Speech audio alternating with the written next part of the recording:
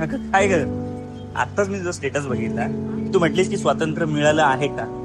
स्वातंत्र्य मिळून तर 78 वर्ष झाली. स्वातंत्र्य मिळालं हे खरं आहे, पण देशाला आणि फक्त तुम्हा मुलांना, आम्हा मुलींना कुठलं आलंय स्वातंत्र्य?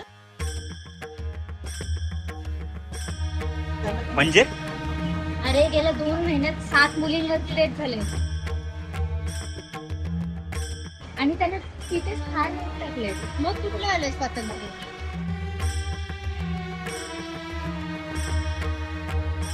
रात्री मुली घराबाहेर पडतात खऱ्या, पण त्यांना हेही माहित नसतं की त्या जिवंत घरी पोहोचतील की नाही.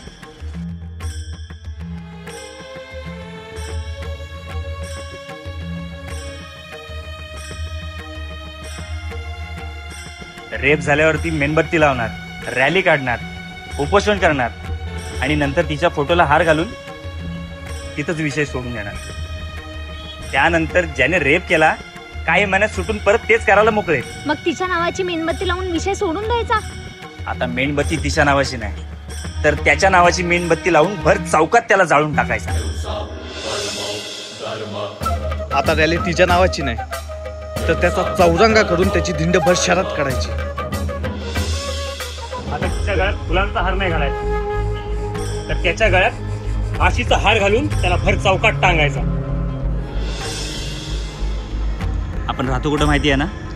महाराजांच्या स्वराज्यात, जिथे स्त्रीला वासनेच्या नजरेने नाही तर देवीच्या रूपात बघितलं जातं. म्हणून आता रडायचं नाही, लढायचं.